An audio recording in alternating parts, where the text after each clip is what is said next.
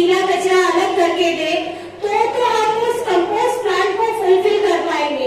But लोग ही अभी segregation नहीं कर रहे, लोगों की सोच ही नहीं है, लोगों को सोचना ही नहीं है कि हम कचरा भी अलग करके दे सकते हैं।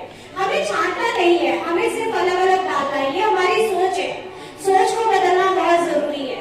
तो गीला कचरा अगर हम अलग रखते हैं और 60 to 70% हमारा गीला कचरा ही होता है, अगर गीला कचरा हमने अलग करके रखा या उससे हमने खाद बना ली या हमने जो कूड़े वाली गाड़ी आती है उसमें अलग करके डाल दिया, तो हमारा 60 to 70% जो वेस्ट है हमने वही खत्म कर दिया।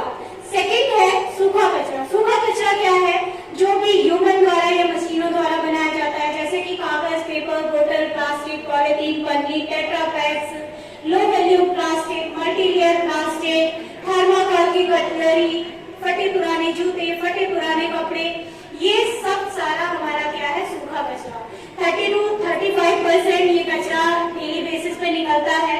और अगर वो हम कचरा अलग करते हैं तो वो रिसाइकलिंग भी है, जो बाहर से कितना कचरा खरीदती है, ड्राई वेस्ट खरीदती है, क्योंकि हम लोग सेग्रीगेट नहीं करते इसलिए उसे बाहर से कचरा खरीदना पड़ता है। तो अगर हम ड्राई वेस्ट अलग करके देंगे तो जो हमारा रिसाइकलिंग के लिए मटेरियल जाता है वो फुलफिल हो जाएगा। थर्ड है हमारा वेस्ट घरेलू खतरनाक कचरा। घरेलू खतरनाक कचरा क्या होता है? जिस भी कचरे से खतरा हो, चाहे इन्फेक्शन का, चाहे चोट लगने का, चाहे कटने का, वो हमारा घरेलू खतरनाक कचरा है। जैसे कि टूटा हुआ कांच, नैपकिन, डायपर्स, जो हमारे कीटनाशक दवाइयों के खाली डब्बे होते हैं, मास्क है, ग्लव्स है, ये सब हमारा घरेलू खतरनाक कचरा है। एक्सपायर मेडिसिन हो गए या यूज इंजेक्शन हो गए, ये भी हमारा घरेलू खतरनाक कचरा है। जैसे कि हम अगर हमारे घर में कोई भी कांच टूट जाए तो हम बच्चों को अलग रखते हैं क्योंकि हमें पता है उससे खतरा है। तो वही कचरा क्यों हम अलग नहीं रखते? क्योंकि हमें पता है कि जो लेके जाएगा घर से उसे भी चोट लग सकती है, और अगर उसे चोट लग गई तो आपके घर से 3 दिन कचरा नहीं उठेगा। तो ये चीज हमें दिमाग में रखनी है कि जिस भी कचरे से खतरा है मुझे, सेम वैसे ही सामने वाले को भी खतरा हो सकता है, इसलिए हम अलग से उसे। जी यस सर। एक क्वेश्चन है बेटा बता देंगे गीला कचरे में क्या क्या आता है? गीले कचरे में बेसिकली सब्जियों के छिलके, फलों के छिलके, अंडे के छिलके, चाय पत्ती, झाड़ू की धूल, पूजा के फूल, सूखे पत्ते, टहनियाँ, बचा हुआ भोजन, मांस मछली के टुकड़े, हड्डियाँ, ये सब हमारा गीला कचरा है। और इनको अलग अलग हमने जब सेग्रीगेट करना है तो इसका कोई कलर कोडिफिकेशन है कि कौन सा कौन से कलर के बैग में गीला कचरा होना चाहिए? वैसे जो हमारी गवर्नमेंट है उसने ये बता रखा है कि गीला कचरा हरे डस्टबिन में डाले, जिससे कि लोगों को समझ में आए। हरा इसलिए बता रखा है क्योंकि प्रकृति का कलर हरा है, और जो भी गीला कचरा है वो हमें प्रकृति से ही मिल रहा है।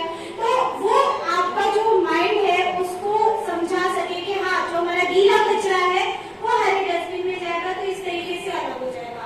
और जो हमारा सूखा कचरा है उसके लिए नीला डस्टबिन उन्होंने बोला है, और जैसे कि खतरनाक कचरा है उसके लिए उन्होंने बोला है कि ब्लैक और रेड। ब्लैक मतलब खतरे की निशानी होती है, सेम ब्लैक भी हम खतरा ही मानते हैं, तो इसलिए उसे ब्लैक डस्टबिन के लिए बोला है। तो लोगों के माइंड को सेट करने के लिए कि समझ में आ जाए कि ड्राई क्या है, वेट क्या है और डोमेस्टिक हजार्डस वेस्ट क्या है, तो उसके लिए इस तरीके से कलर कोडिंग बनाई है। बट जरूरत नहीं है कि हम घर में रेड, ब्लैक या ग्रीन या ब्लू कलर के डस्टबिन रखें।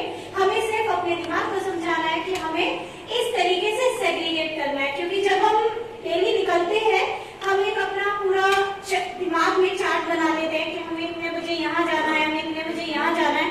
तो वैसे ही हमें अपने दिमाग को समझाना पड़ेगा कि जो मेरा केले का छिलका है ये नेचुरल वेस्ट है, ये मेरा गीला कचरा है और ये हरे डस्टबिन में जाएगा।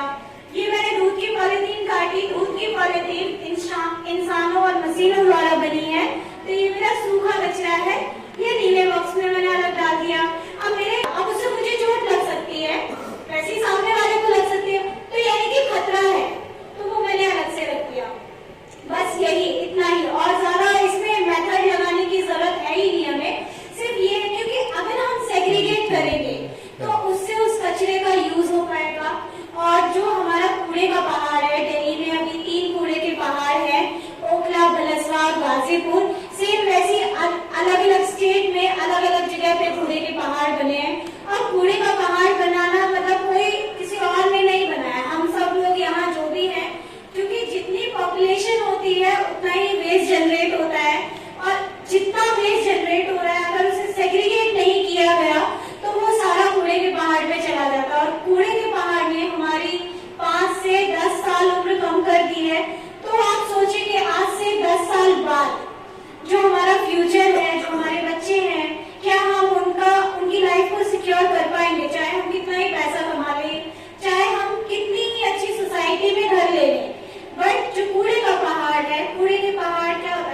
कि जब कूड़े के पहाड़ में मिक्स कचरा सड़ता है तो उसमें से मीथेन जो गैस होती है वो रिलीज होती है।